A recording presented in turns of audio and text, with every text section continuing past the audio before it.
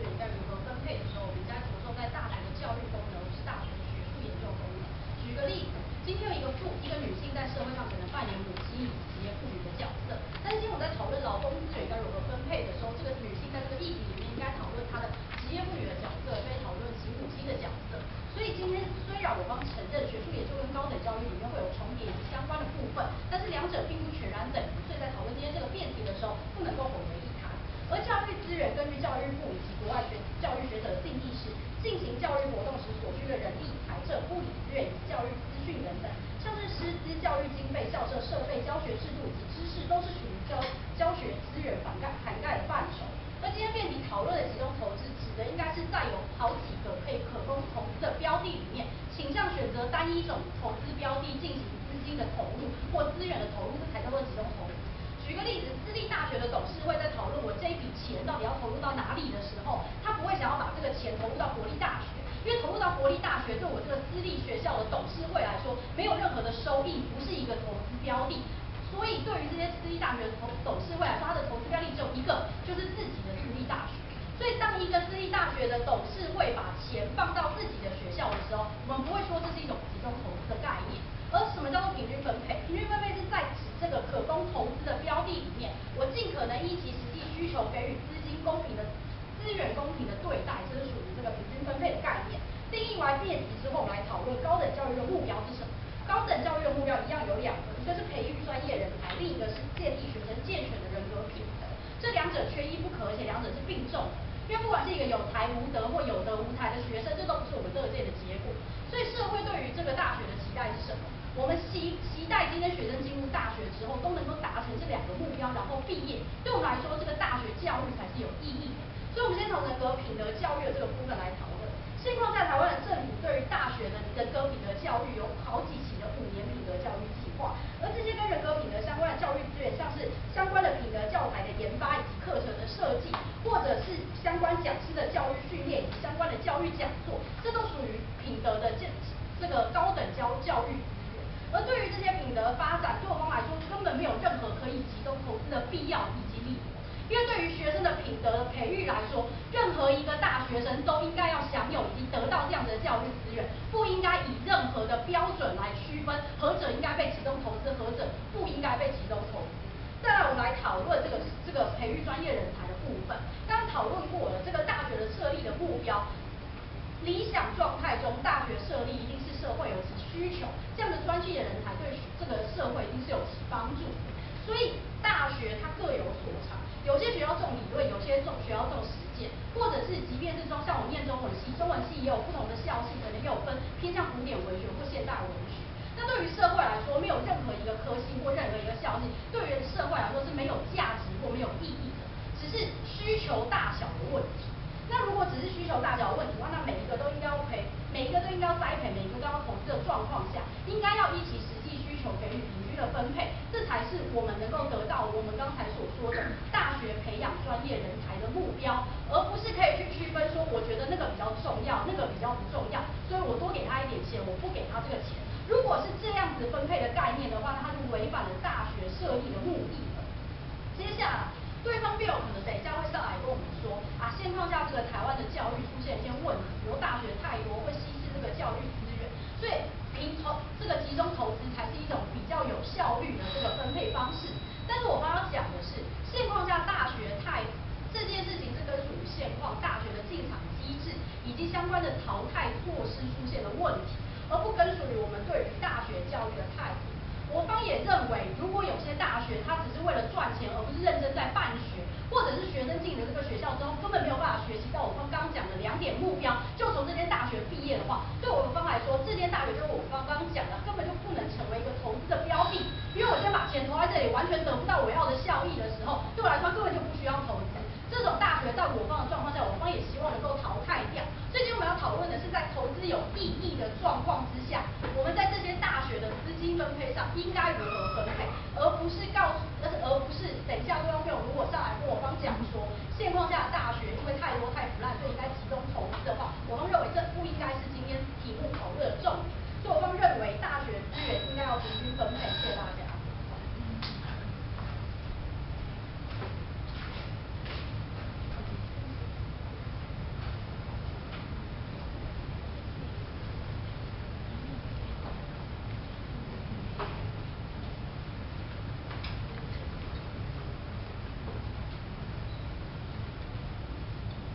朋友您好，大家好。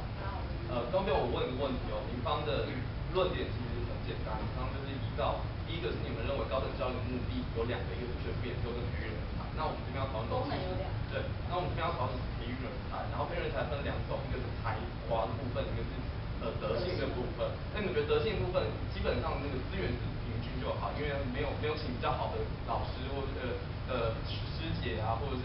不是应该是说不应该有这样的差别在。对，不应该。对学生来说，不应该有人用比较好的师姐，有人用这个，就有人没有师姐，这必然。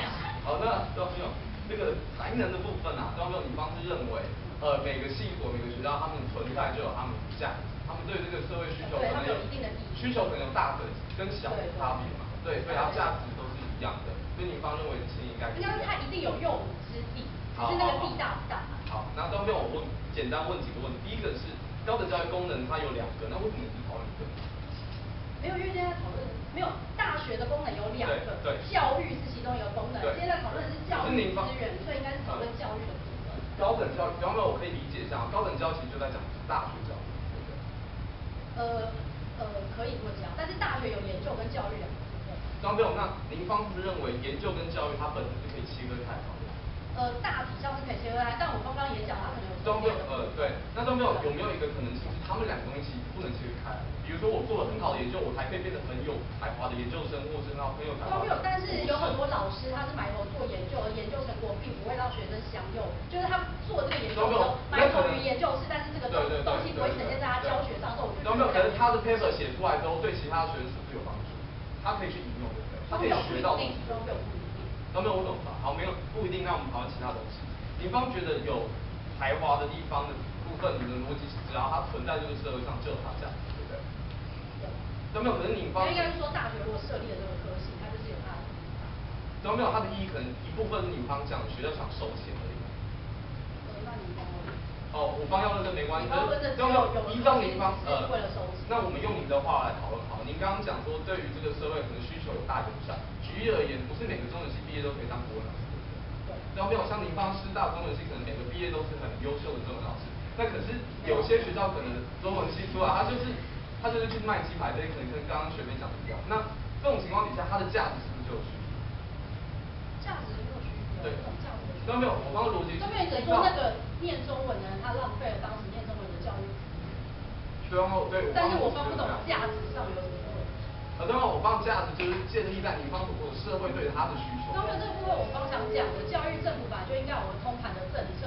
所以比如说现在大学都很喜欢开中文系、中文老师专门培育中文老师的科系，但其实中文老师需求没有那么多的时候，政府本来就应该要管制，而不是告诉我现在很泛滥，然后。没有，所以这种管制的时候，是不是就会删掉一些比较没有价值的中文系？不是没有价值。都没有。应该是说，比如说现在台文系，都没有。我问个问题好了。如果今天中共非常大出来，要炸的是师大中文系，还是某个18分就可以考上，然后毕业即失业的中文系？你方选择哪个？对台湾会比较好？你说他炸来，我就考。对，炸来的，对，一样的问题，对不对？你方没有，我觉得没有不炸哪一个是台湾。就一定要炸一个的话，你方。他可以不要炸中文系。好，这样比中文系我们不比啊，比哲学系跟中文系好了。如果要比一个毕业100%失业的哲学系跟你们的中文系，都没有所谓的价值，不是只在社会上找到。都没有，你回答我问题就好，我不讨论价值。您方觉得是不是不要炸中文系比较好？因为他毕业可以当。对我来说，我私心当然觉得不要炸中文系比较好，但是客观来说，我没有认为炸中文系、炸哲学系。那都没有，您方讨论有才德的好，您方觉得有才德的部分，你们觉得资源也是可以普遍给的，对？对。那不要，我问你问题，是每个学校都有师姐来上课？然后像我们台湾配大就没有师姐来上课，我们可能就没有这个资源。所以应该平均分配啊。没有，好，那我问个问题，是不是师姐是有限？所以你希望师姐没有，我问个问题好了，有可能师姐是有限，对不对？就是不是每个。他可以轮流去上课。好，那我们问。资源不是真的像你想的那么有限。好，那我再问个问题哈。依照您方逻辑，一个人埋头苦干，他可能就不一定会对他学生有贡献。那你他是专注在自己的研究，而不专注于教学。都没有。那学生来说，可能。如果我们便是好好打好一场比赛，放到 YouTube 上面，对不对？对其他的学弟妹是不是有贡献？都没有，有一些这个学长姐很喜欢专门用辩论技巧来打赢比赛。都没有，你只要回答我简单问题就好。有没有？那如果他打的是好的比赛嘛？如果他打的是好的比赛，那当然对。走火入魔。走火入魔。对。好比赛在路上面，对于我们这种小高中生而言，可能会有教育上。但是如果这场比赛打的只有辩论技巧而没有内容，就没有教育。好，谢谢庄辩。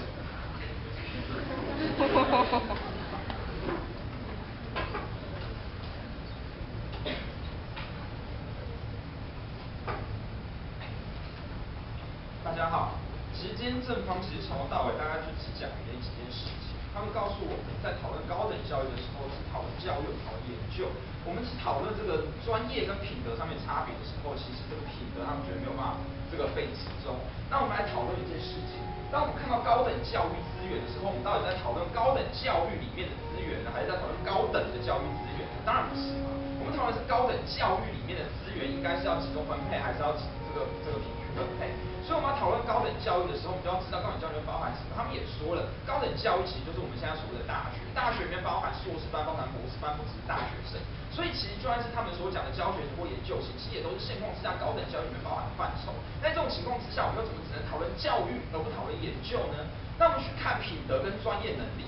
到底品德跟专业能力在对方辩友的世界里面，是不是认为他们两者同等的重要？但是如果现况之下，在政府里面现在已经12年国教了，所谓的品德这件事情，如果在12年国教的过程里面已经教育我们该怎么样做人了，到大学里面之后有没有必要再多去分配一些资源来告诉大学生怎么样子做人？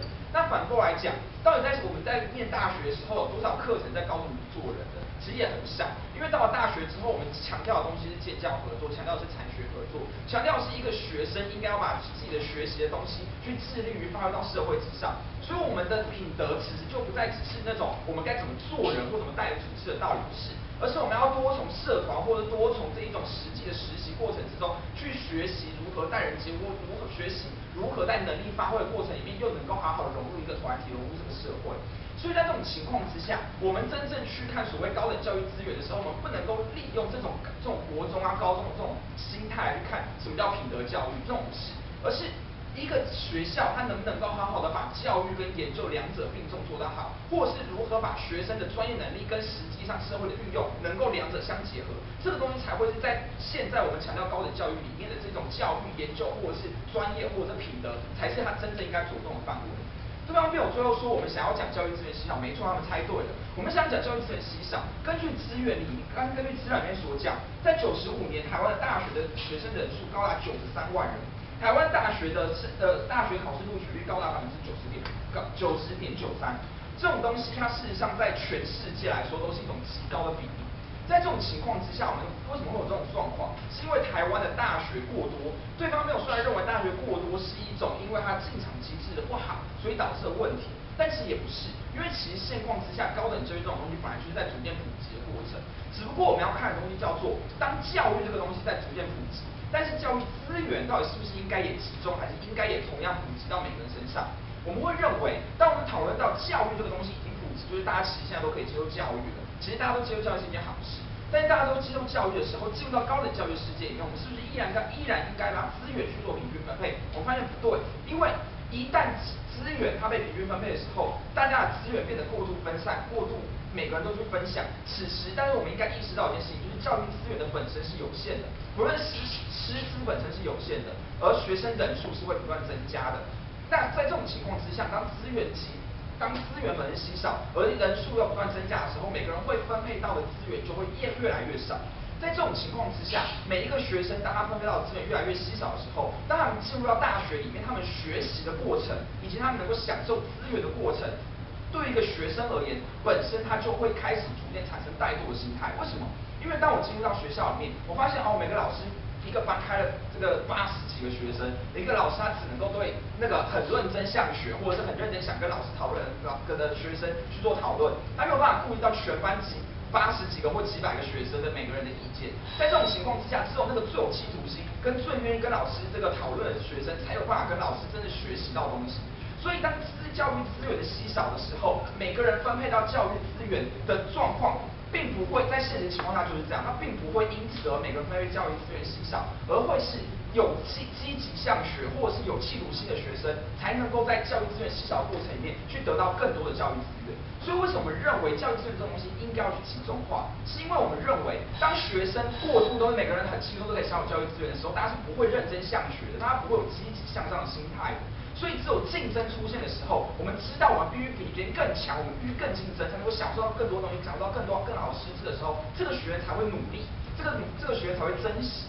而只有他努力，他才会珍惜的时候，他才真正能够成为高等教育培养出来的高等人才，才会真正对这个社会有帮助。所以我们要知道的事情是，集中投资跟比率分配重点在于集中投资能够让这是在普及化的情况下，更能够培养出社会所需要的人才。谢谢大家。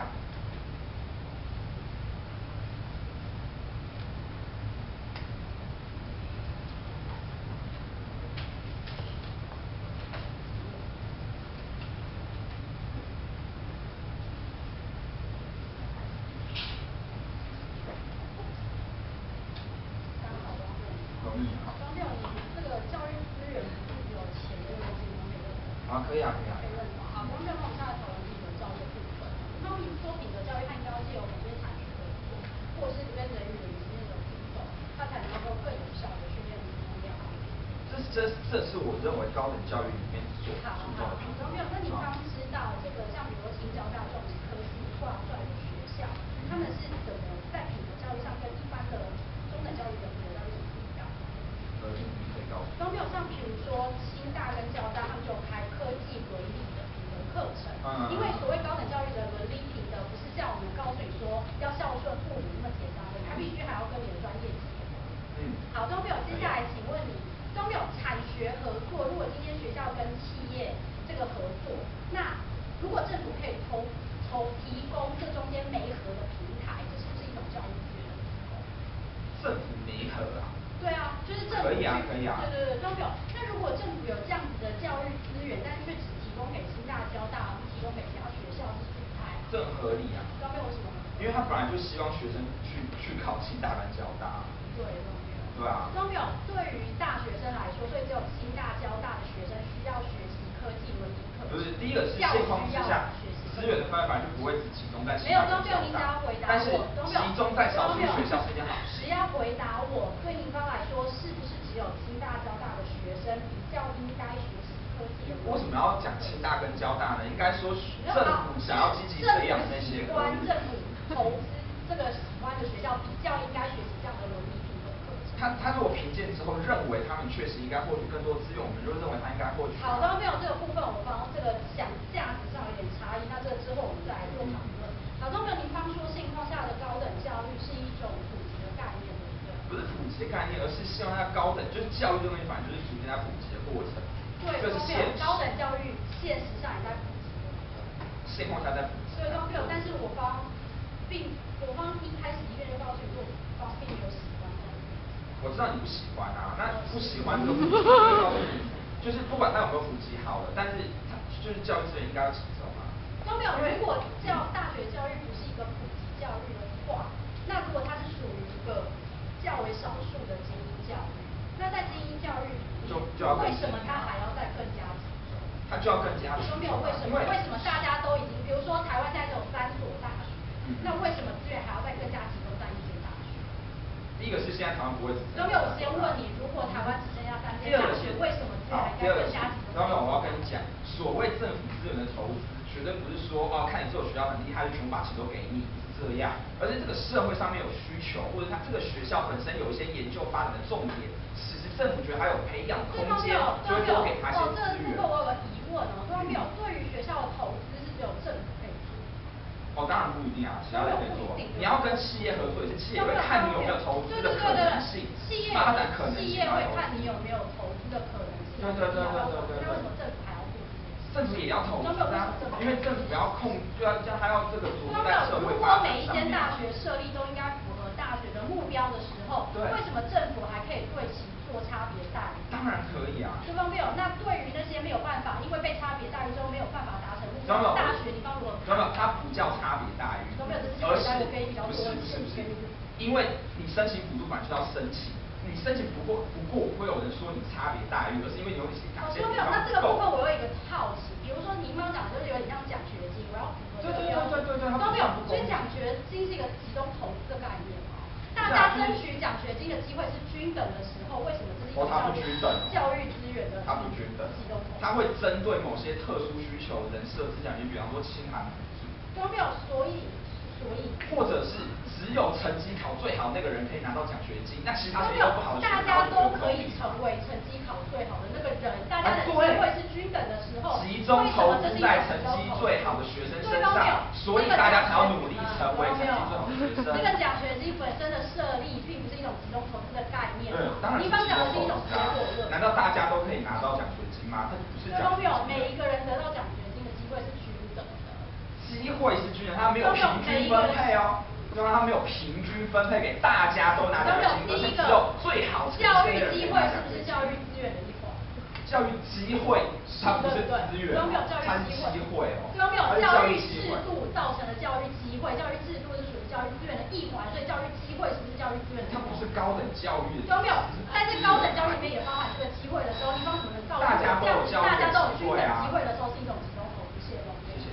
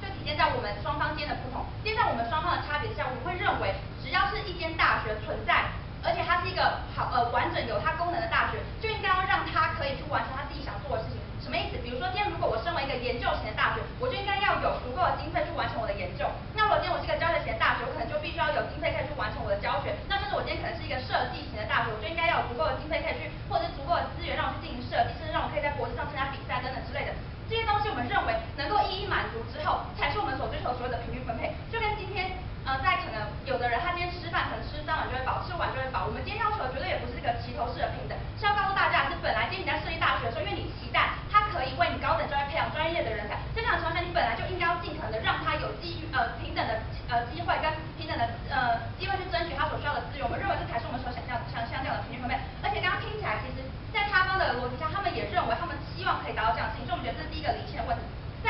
觉得今天在高等教育的情况之下，我们可以来进一步看看就是很像古代，就是我们今天在国家培育人才的时候，我们可以有讲时课，比如说今天过去在孟尝君讲时课的时候，他不会知道说他到底这个时候需要的是，比如说可能很会读书的帮他出计谋的测试，或者是这个时候他需要的是可以比如说当过小偷的可以帮他偷鸡摸狗的一些其他的人才等等之类的。就这个时候，当然国家应该是要尽可能的在各种不同类型的大学底下去维持住每个大学的领域，让每个不同的大学都可以培养出不同领域的人才，这样对国家的高等教育才是好的。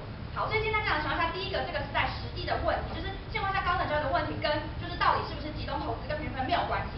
再第二个，我们认为是心态的问题。其实今天他刚邀请的另一个点是在于告诉大家资源是有限的，我们就是没有那么多的钱。那第一个当然是除了在政府做规划之外，第二个是我们认为这个是心态的问题。其实很多时候现况下，因为时代的进步跟科技的进步，资源早就已经不是那么有限了。很多时候我们可以让很多名师的演讲等等之类的，它是可以被录影的，它是可以被放到开放式线上课程的教学资源的。我今天并不一定要是这个大学的学生，我不一定要是这个老师的学生，我才可以就是享受这个资源。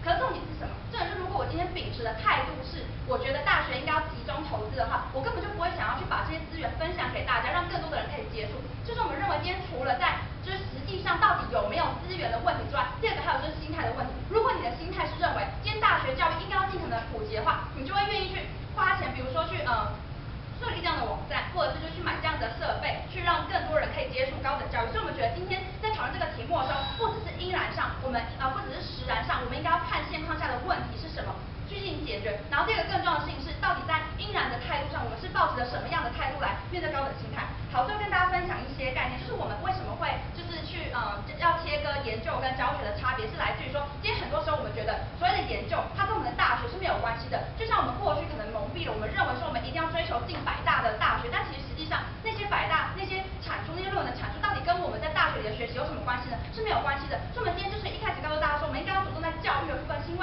唯有教育才是最直接对人才的培养。那今天关于研究，我们可能可以交由中研院那些专门做研究，根本就不需要教学生的人来做，国科会那些根本不需要教学生的人来做等等之类的。但今天一个大学，不管它是研究型还是教学型，它就是应该要可以根据它的目的，让进去这些大学的学生得到他想要得到的东西，并且拥有他应该要拥有的资源，这才是我们对高等教育的期待。所以说今天不管实然的，第一个是实然的问题不属于，第二个是就算实然下有问题，我们仍然应该要秉持这样的态度，对高等教育进行改善。所以我们认为今天高等教育的资源应该要平均分配。谢谢大家。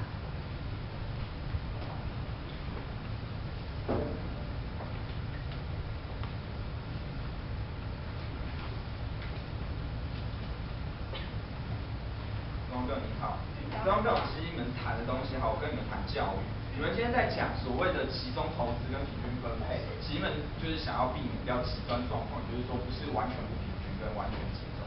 因为这个在现实上也没有发生。它不会发生。好，那我请教一下，如果说你们觉得所谓集中投资或平均分配是一种不极端的情形，那是不是可以把它合理想象成就是有一些资源它该平均还是会平均，该集中就还是要集中呢？该平均就平均，该集中就集中。因为你们自己也觉得它不极端，也就是说两者其实可以并存。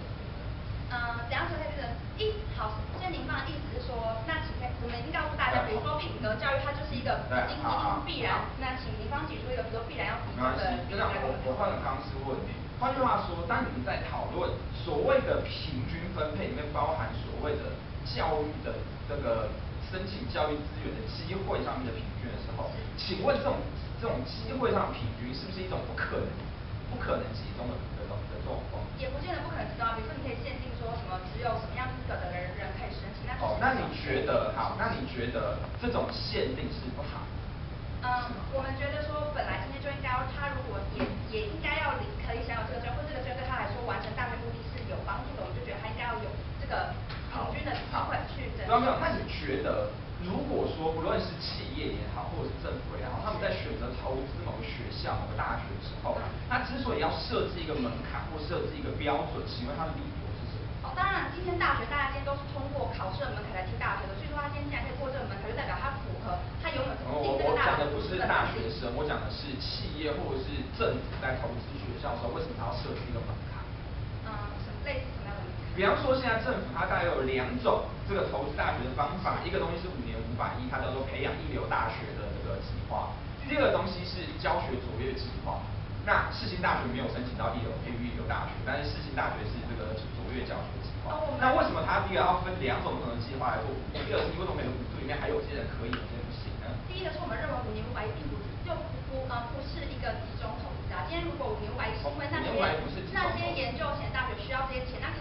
他大学需要特别的资源，那你需要那你知道在5年500亿的这个专案里面，它大概分成2种状况，一种东西是一流大学，另外一个是专案申请，这你知道吗？专案申请的意思是每个学校它有着重的特别的技术是在发展，所以它可以利用这个东西来去进行这个申请。那在一流大学是属于比较综合型的，比方说台大，然后台大你知道他拿多少钱吗？他拿了30亿，他是全台湾拿最多钱的学校。那但是他其实不是属，他台大应该不算是研究型大学，他应该是都有，它里面也包含教育。就也有研究有教育对了。那从这边我们可以看到的，应该是说我们可以发现说，所以其实今天政府也秉持的理念跟态度也是尽可能的让每一个就是大学都可以得到他们所需要的。比如说有专案，那我反过来问你他也希望可以满足他们。那我反过来问你哦，你知道现在台湾大概有140多所学校，是，而且现在还在不断增开。那140多所学校5年500亿，请问台大现在把30亿全部分出去给其他学校拿到吗？第一个是我们想做的是，先澄清一件事情，就现在已经没有在，现在我们想做的是让大学不好的大学有退场，其实是我们不知道现在是不是还在开大学。我知道，好。然后再第二个是我们想做的是，因为所谓的30亿分全部分给大家，我们刚刚其实就已经说过，我们所要求的平均分并不是每个人都拿到一样的。我知道。这样的分配也是没有意义的。好。那所以你觉得有些人拿30亿很好，有些人只能拿9000万也很好？应该是说如果他需要就是那9000万，我需要就是30亿，那这样比如说我是一晚上就会跑，那你是看他的需求，那听到没有？如果说我们是看他的需求的时候，请问这个需求它有没有对于政府，无论政府也好，企业也好，有某些东西的发展是比较